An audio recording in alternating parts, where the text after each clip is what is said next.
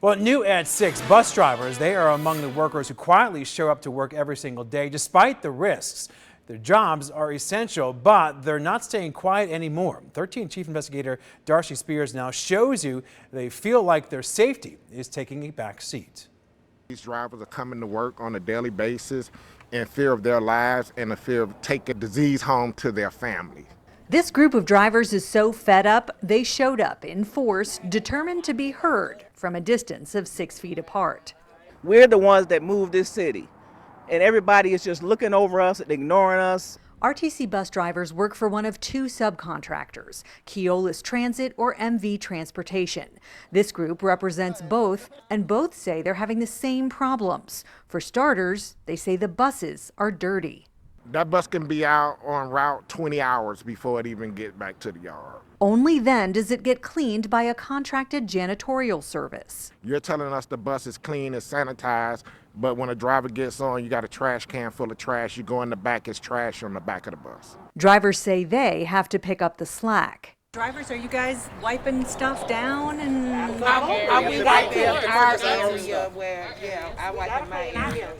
With our own personal stuff. With our own personal items. You disinfect and use them wipes. Drivers say they're issued 1 pair of gloves per 8-hour shift. As for hand sanitizer, you're showing me a tiny button. That's not it. That's it. And then they told us after they gave us that we couldn't get no refills and we couldn't get another bottle. She said Keolis offered refills for a time, but they've since run out. Neither MV nor Keolis would agree to an interview. Both sent statements saying drivers are properly protected with gloves and sanitizer. Some were given masks too. MV had this to say in its statement. They placed a national order, and the Las Vegas supply of 140,000 masks will arrive today. Today.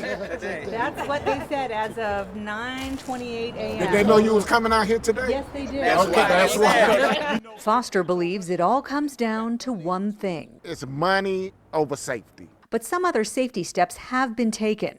Riders now enter buses through rear doors as part of an effort to eliminate close contact between drivers and customers, but even that is not always possible. Drivers have to hook up wheelchairs, which involves a 4-strap system that requires drivers to touch those passengers and the wheels of their chairs. Suggested to RTC that the paratransit vans pick the wheelchairs up from the bus stop. He says paratransit is better equipped to handle passengers with disabilities. RTC wasn't in agreement with it. In their statement, Keolis said they must comply with the Americans with Disabilities Act. General Manager Mark Perla wrote, "We understand that securing passengers in wheelchairs in this uncertain time is a challenging situation," adding that they're working with members of the disabled community and drivers to resolve the issue. This is stuff that's brought up on a weekly basis, and we get the same answers. We're going to look into it. Foster says the number of passengers allowed on buses keeps changing and social distancing is impossible. And there's something else you might not think about. Take a look around me. What do you not see here? There are no restrooms at RTC bus stops, and with so many businesses shut down, there's almost nowhere to stop for drivers along the way. That presents a particular problem, especially for the female drivers. Drivers like Ellen Brown. I was in tears. My back was hurting. And Marlis Bowski. And I drank a half a bottle of water in an 8-hour shift because I'm scared to drink. Because you don't want to have to use the bathroom. We address this with the company. It's always, I'm looking into it. Okay, we had drivers that had to go behind buildings, females going behind buildings or wherever they can find to stop and use the restroom. But they're looking into it. MV says it's identified specific locations in the community where operators are able to use the restroom. Either the stores are closed or they tell you that you cannot use their bathrooms, that they're restrooms, or they put an out of service sign on their restrooms so that you can't use it. Keolis said it's staging auxiliary operators with a car at key locations so drivers can swap and take the car or a spare bus to a known bathroom location. As a driver, it has not been my case. They say safety is compromised as well.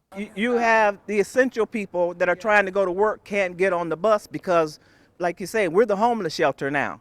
We got people throwing bricks at the bus because they can't get on. RTC wouldn't answer any of our questions, deferring to the contractors instead. The way the union sees that, They're sweeping it up under the rug. Drivers tell us they've reached out to local, state, and federal lawmakers, but that their concerns have fallen on deaf ears. We're going to see what we can do to get them some answers. Darcy Spears, 13 Investigates.